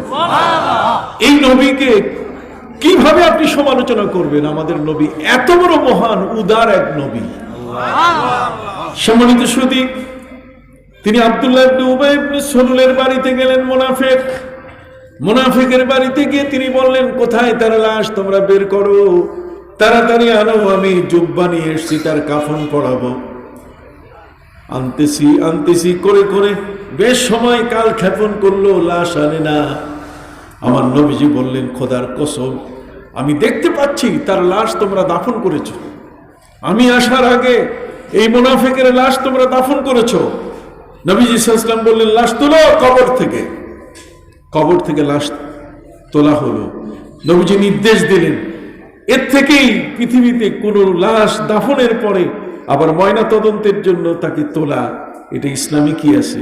জায়েজ আছে। নবী করিম সাল্লাল্লাহু আলাইহি ওয়াসাল্লাম আব্দুল্লাহ ইবনে উবাই ইবনে সলুলের লাশ তিনি কবর থেকে তুলে এরপরে তিনি গায়ে কাফন পরিয়েছেন, তারপরে তিনি তার জানাজা পড়াই দিয়েছেন কবর থেকে। এর থেকে ইমাম বুখারী শিরোনাম টেনেছেন, হাল ইউনাব্বাসুল মাইয়িতু মিনাল কবর, যে কোনো লাশ দাফন করার পরে কবর থেকে লাশ তোলা জায়েজ আছে কি না। তাহলে দেখেন তো, এই যে বর্তমান পুলিশ বিচার আদালতে কোনো কারণে লাশ কবর থেকে তোলার প্রশ্ন আসলে লাশ কবর থেকে কি হচ্ছে? তোলা হচ্ছে। এই যে তোলার বিষয়টা, এটাও তো আমার ইসলাম বলছে। আপনি ইসলাম ধর্মটাকে কোন দিক থেকে বলবেন? আইনের কোন জায়গায় এমন আছে আপনি বলেন না। আমি তো চ্যালেঞ্জ করে বলবো যে পৃথিবীর যে কোনো দেশে আমি যাই, যে তোমরা বলো তোমাদের কোনো থিওরি এমন যে তোমার এই থিওরিটা ইসলামের মধ্যে জানতে চাও, আমি মাওলানা কাফিল উদ্দিন সরকার যদি থাকি, তাহলে কোরআন থেকে হাদিস থেকে যেভাবেই হোক আমি তোমাকে বের করে দেখাবো যে আমার কোরআনের মধ্যে সব আছে। তাহলে কোরআনের মধ্যে সব আছে। পৃথিবীর আর একটা গ্রন্থকার বলতে পারবে না, পৃথিবীর আজ পর্যন্ত এমন কোন ব্যক্তির বলার কোন শক্তি নাই। সেই গ্রন্থ, মহাগ্রন্থ আল কোরআন, বিশ্বনবীর সেই মহান হাদিস পড়ার মাদ্রাসা হলো এই ঢালুয়া রহমতিয়া সিরিয়ার মাদ্রাসা। এখানে যারা পড়ে তারা কেমন, আমি আপনাকে দুই একটা প্রমাণ দেখাই। সম্মানিত সুধী, জো বাইডেন তিনি বাইবেলে হাত রেখে কি নিয়েছেন? শপথ নিয়েছেন। তো বাইবেলে হাত রেখে শপথ নিলেন, এই শপথটা আসলো কোত্থেকে? সাকিফায়ে বনু সাইদায় আমার নবীজির দেহ মোবারক 3 দিন পর্যন্ত দাফন করেন নাই, হয় নাই। মক্কার মুহাজির যারা, মক্কা থেকে যারা নবীর সাথে হিজরত করে মদিনায় এসেছে, তাদের দাবি হলো নবীর জন্মভূমি হলো কোথায়? মক্কায়। লাশ নিয়ে যাব মক্কায়। আর মাদানীরা বলছে নবী মদিনায়, তিনি আমাদের বাড়ি ঘর সবকিছু আমরা দিয়েছি তাকে, কাজে আমরা যেতে দেব না, তার লাশ নিতে দিব না। নেতারা বলছে আমার বাড়ির সামনে হবে। একটি পর্যায়ে এখন রাষ্ট্রপ্রধান ছাড়া তো সিদ্ধান্ত দেওয়ার কেউ, প্রথমে রাষ্ট্রপ্রধান হইতে হবে, এরপর তার সিদ্ধান্তে নবীজির দেহ মোবারক কি হবে? দাফন হবে। এটা একটা জটিল প্রক্রিয়া। এখন রাষ্ট্রপ্রধান কে হবে? সবার ধারণা হযরত উমর হবেন। সাকিফায়ে বনু সাইদায় গোত্রের নেতারা উপস্থিত, হযরত আবু বকর সিদ্দিক, হযরত উমর, উসমান, সবাই, সকলের ধারণা হযরত উমর হবেন। কিন্তু দেখা গেল সম্পূর্ণ বিপরীত। হযরত উমর রাদিয়াল্লাহু তাআলা আনহু আবু বকর সিদ্দিক রাদিয়াল্লাহু তাআলা হাত ধরে বললেন যে আপনি নবীর পরে খলিফা, আমরা আপনার হাতে বায়াত নিলাম। সম্পূর্ণ পরিবেশ উল্টে গেল পুরা। যার ধারণা ছিল যে হযরত উমর লোভী হয়ে তিনি এই ক্ষমতায় আরোহণ করবেন, আল্লাহর নবীর সাহাবীরা ক্ষমতার এত লোভী ছিলেন না। হযরত আবু বকর সিদ্দিক বললেন আমি সিধা মানুষ, আমি নরম মানুষ, ক্ষমতার চেয়ার এটা আমার জন্য মানায় না। হযরত আবু বকর সিদ্দিক বলছেন আপনাকেই দায়িত্ব নিতে হবে, আপনি শপথ পড়ান আমাদেরকে। হযরত উমর ধমক দিলেন আর কি আছো তোমরা, আমি শপথ দিলাম তোমরা নিবে না এমন কেউ আছে? আসো। সবাই আবু বকর সিদ্দিক রাদিয়াল্লাহু তাআলা হাতে হাত দিয়ে তারা শপথ পড়ে নিলেন। আবু বকর সিদ্দিক রাদিয়াল্লাহু তাআলা কে উমরে ফারুক 3টা বিষয় তিনি বললেন। আবু বকর সিদ্দিক বলছেন যে আমি এই চেয়ারের উপযুক্ত না, আমাকে কেন দেওয়া হলো? হযরত উমর বলছেন যে আপনি যখন নবীর সাথে হিজরত করেন, ওই জাবালে সুর যেখানে মাকড়সা জাল বেঁধেছিল, জাল বুনেছিল, যেখানে কবুতরি ডিম পেড়েছিল, সেই জায়গায় আপনি নবীর সঙ্গী হয়ে বলছিলেন যে আমি ভয় পাচ্ছি শোরাকা মক্কার কাফেররা আমাদেরকে ধরে বসবে। তখন আল্লাহ পবিত্র কোরআন আয়াত নাজিল করছেন ওয়াসানিয়াসনাইনি ইযহুমা ফিল গার ইয ইয়াকুলু লিসাহিবিহি লা তাহজান ইন্নাল্লাহা মা'ানা। এখানে পবিত্র কোরআনের মধ্যে বলা হয়েছে যে দুইজনের দ্বিতীয় জন হলেন উমর। হযরত আবু বকর সিদ্দিক রাদিয়াল্লাহু তাআলা আনহু তাহলে হযরত আবু বকর উমরে ফারুক বলছেন যে আপনি দ্বিতীয় জন, নবী হলেন প্রথম জন আর আপনি হলেন কি দ্বিতীয়। তো নবীজির ইন্তেকালের পরে দ্বিতীয় বলতে গেলে তো আপনি, কাজে আপনি ক্ষমতার চেয়ারে আসীন হবেন, এটা কোরআনের নির্দেশনা। সুবহানাল্লাহ। তারপর নবী করিম সাল্লাল্লাহু আলাইহি ওয়াসাল্লামের ইন্তেকালের আগে অসুস্থ অবস্থায় আপনি ইমাম হয়েছিলেন। নবীজি আপনাকে ইমাম বানাইছেন, আর কাউকে ইমাম বানান নাই। আপনি জানেন কত ওয়াক্তের নামাজ পড়েছেন? হযরত আবু বকর সিদ্দিক বলছেন, আমি কি গুনতে গেছি রাকাত, আমি কি ওয়াক্ত গুনতে গেছি? নবীর যে পজিশন, নবী করিম সাল্লাল্লাহু আলাইহি ওয়াসাল্লাম যেখানে দাঁড়িয়ে ইমামতি করেছেন সেই জায়গা শূন্য হয়ে যাচ্ছে, নবী সেখানে দাঁড়াচ্ছেন না, এই কষ্টেই তো আমি অস্থির হয়েছি।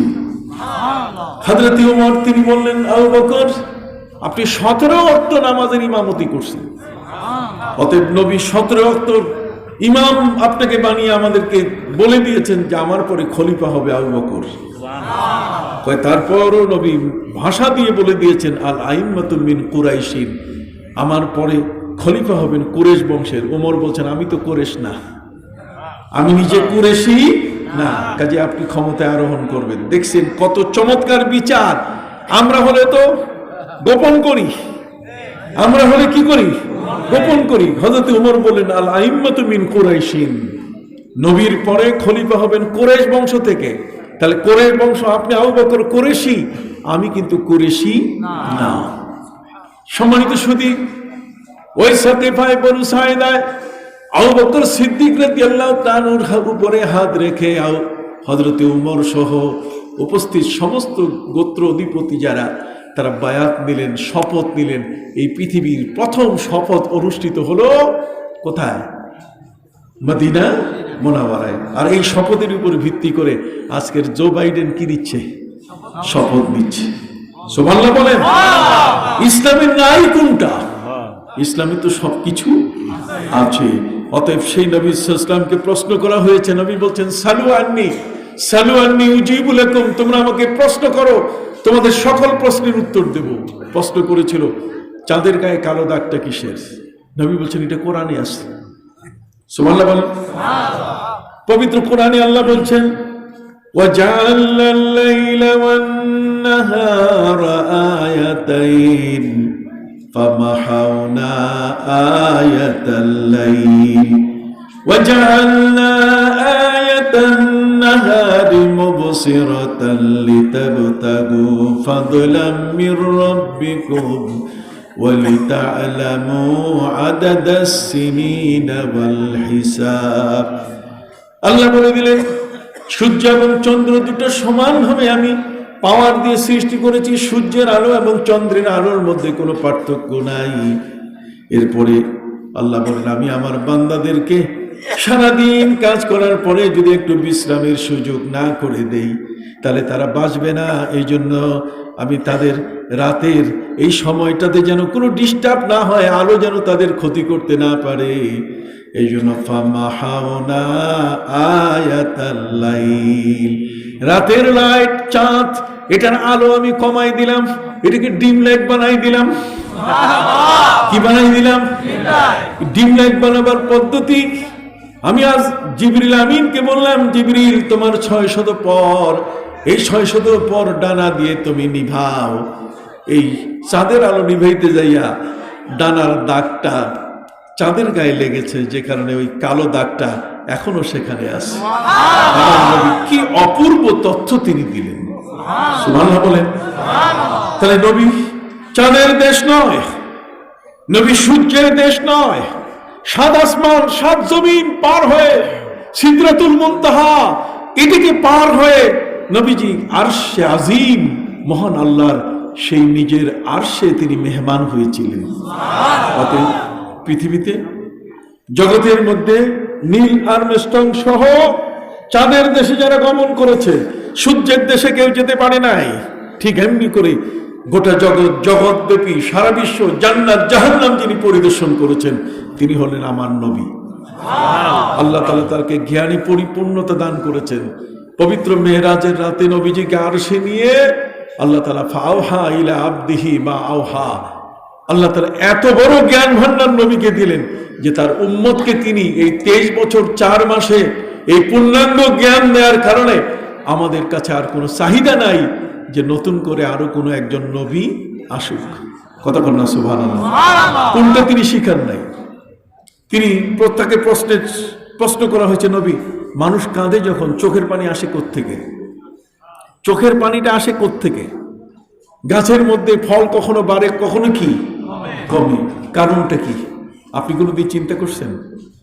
অথচ আপনি দেখেন নবী করিম সাল্লাল্লাহু আলাইহি ওয়াসাল্লামের হাদিসের মধ্যে নবী করিম সাল্লাল্লাহু আলাইহি ওয়াসাল্লাম বলছেন যে আল্লাহ তাআলা একটা গাছের সাথে আরেকটা গাছের ইন্টারক্রস, একটা গাছের সাথে আরেকটার মহামিলনের ব্যবস্থা করেছেন পাখির পায়ের মাধ্যমে। কিসের মাধ্যমে? পাখি। এই জন্য পাখি তাড়াতে হয় না। এই যে পাখি তাড়াতে হয় না। সব পাখি শিকার করা উচিত না। কথা বুঝতে পারছেন? একটা পাখি একটা গাছের উপরে পা রাখে, পা রাখার পরে ওই পাটা নিয়ে যখন আরেকটা গাছের উপর পা রাখে, দুইটার মধ্যে একটা মহামিলন হয়ে যায় এবং ওই অনুযায়ী ওই পাখির পায়ের মাধ্যমে আল্লাহ তাআলা আমাদের ফসলের ব্যবস্থা করে দেন। নবী করিম সাল্লাল্লাহু আলাইহি ওয়াসাল্লামকে প্রশ্ন করা হয়েছে মণিমুক্তা তৈরি হয় কেমনে? আল্লাহর হাবিব সাল্লাল্লাহু আলাইহি ওয়াসাল্লাম বলছেন ইজা মুতিরাতিস সামা তাফাত্তাহাতিল আসতার। পৃথিবীর প্রথম বৃষ্টি পড়ে যখন, এই প্রথম বৃষ্টি পড়লে তখন সমুদ্রের নিচে পড়ে থাকা শামুকগুলো সব উপরে ভেসে উঠে মুখ হা করে থাকে। বৃষ্টির ফোঁটা যখন মুখে পড়ে, এই শামুকগুলো ওই বৃষ্টির ফোঁটাটা নিয়ে তারা সমুদ্রের গভীরে চলে যায় এবং সেখান থেকে মণিমুক্তা তৈরি হয়। নবী মণিমুক্তার ইতিহাস বলে দিচ্ছেন। সুবহানাল্লাহ বলেন। তাহলে কোন এমন একটি জ্ঞান আছে যে জ্ঞান পবিত্র কোরআন আপনাকে দেয়নি? সুবহানাল্লাহ বলেন। সম্মানিত সুধী, এই জন্যই পবিত্র কোরআনের ঘোষণা আল ইয়াউমা আকমালতু লাকুম দীনাকুম। বিদায় হজের ভাষণে নবী করিম সাল্লাল্লাহু আলাইহি ওয়াসাল্লাম হাত তুলে বলছেন, আল্লাহ আমি কি সব দায়িত্ব পূরণ করেছি? জাতির কাছে যা দেওয়া দরকার সবকিছু দিয়েছি? আল্লাহ বলছেন, হে নবী আপনি সব পূরণ করেছেন। এই 23 বছর 4 মাসের মধ্যে কোনো কিছুর বিধান আপনি কারো কাছে আপনি বাকি রাখেন না। অতএব আমি আপনাদের খেদমতে আরজ করতে চাই, এই জগতের মধ্যে আল্লাহ পাক রব্বুল আলামিন জ্ঞানের পূর্ণতার এক মহাগ্রন্থ আল কোরআন আমাদেরকে দিয়েছেন। এই কোরআনটা যেন আমরা ফেলে না রাখি, এই কোরআনটা যেন আমরা দূরে সরিয়ে না দেই, এটাকে যেন আমরা আয়ত্ত করার চেষ্টা করি। কিয়ামতের ময়দানে এই ভালো মানুষগুলো, ভাইস চেয়ারম্যান সাহেবের মতো ব্যক্তি একটি প্রশ্ন করে কিয়ামতের ময়দানে আপনাদেরকে ঠেকাবেন যে আমি চেষ্টা করে অর্থমন্ত্রীর কাছ থেকে 4 তলা বিল্ডিং দিয়েছি আর আপনি আপনার সন্তান পাঠান নাই, কারণটা কি? কথা বুঝেন নাই? আমি তো আপনার নামাজের জন্য দোতলা ব্যবস্থা করেছি, নিচতলায় যেন ভালো করে রুকু সেজদাটা করতে পারেন, এসিরও ব্যবস্থা করে দিয়েছি। কথা বলেন না? তাহলে যে এসির ব্যবস্থা করে দিলাম, আপনি নামাজে আসেন নাই কেন? এর চেয়ে আর বড় আরাম কি চান? এর চেয়ে বড় আরাম আর কি চান আপনার সন্তানদের জন্য? আজকের এই দুটো ছেলে তাকসিসি একটা গজল গাইছে। কি গজল গাইছে? তাকসিসি। ওরা বুঝায় নাই আপনাকে, ওরা আপনাকে বুঝায় নাই যে তাকসিসি কি জিনিস। তাকসিসি হলো, আপনি দেখবেন যোদ্ধার অস্ত্র যদি ধার না হয় তাহলে যোদ্ধা কিন্তু আগাইতে পারে না। কথা বল না? যোদ্ধা আগাতে গেলে তার অস্ত্র ধার হতে হবে। আলেমদের অস্ত্র কি? জোরে বলেন। আলেমের অস্ত্র কি বোমা? আলেমরা কি বোমা মারে? না, আলেমরা বোমা মারে না। নবী করিম সাল্লাল্লাহু আলাইহি ওয়াসাল্লাম বলছেন, সায়াতি আলাইকুম জামান, একটা সময় তোমাদের কাছে আসবে, ইয়াকুলুন নাসু ফি, সেখানে মানুষের মধ্যে কিছু মানুষ অমানুষ হবে। তারা কি করবে? লা ইয়াদরিল কাতিলু বিআইয়ি যামবিন কাতাল ওয়ালা ইয়াদরিল মাকতুলু বিআইয়ি যামবিন কুতিল। যে হত্যাকারী বোমা নিক্ষেপ করছে সে নিজে জানে না যে কার স্বার্থে সে বোমা নিক্ষেপ করছে। একটা বাসের ভিতরে বসা মানুষ নিজের মেয়ের বিবাহের বাজার করে সে যাচ্ছে, সে অতি তাড়াতাড়ি পৌঁছবে, জামাই আসবে তার ঘরে, একটা সুন্দর পরিবেশ তৈরি করে মেয়েটাকে তুলে দিবে, আর সে লোকটা বাসের যাত্রী হয়েছে, আর ওই মুহূর্তে একজন বোমা মেরে দিল। লা ইয়াদরিল কাতিলু বিআইয়ি যামবিন কাতাল। অতএব এই বোমা মারা মানুষটা, যে বোমা নিক্ষেপ করলো, বোমা নিক্ষেপকারী এই হত্যাকারী ব্যক্তিরা জানে না কার স্বার্থে কাজটা করলো। ওয়ালা ইয়াদরিল মাকতুলু বিআইয়ি যামবিন কুতিল, আর নিহত ব্যক্তি সে জানে না যে কোন অপরাধে তাকে মারা হলো। কথা বল না? কোন অপরাধে তাকে কি মারা হলো? এই যে বিষয়গুলো আজকের উগ্রবাদ, জঙ্গিবাদ, কতক্ষণ না, ঠিক এমনি করে আমাদের সমাজের মধ্যে গুজব, রিউমার পদ্মা সেতু এটা তৈরি করতে 3000 শিশুর মাথা লাগবে। এটা কি রিউমার? এটা একটা গুজব। এই গুজব ইসলামের মধ্যেও ছিল। গুজব কার মধ্যে ছিল? ইসলামের মধ্যে ছিল। আমার নবী সাল্লাল্লাহু আলাইহি ওয়াসাল্লাম যখন উহুদের ময়দানে দান্দান মোবারক যখন শহীদ হয়ে গেল, নবী পড়ে গেলেন উহুদের উপরে। নবীজি উহুদের উপরে পড়া, কাফেররা গুজব রটাই দিল, রিউমার ছড়াই দিল যে মুহাম্মদ সাল্লাল্লাহু আলাইহি ওয়াসাল্লাম মারা গেছেন, উনি এখন নাই। এই শুনে সাহাবায়ে কেরাম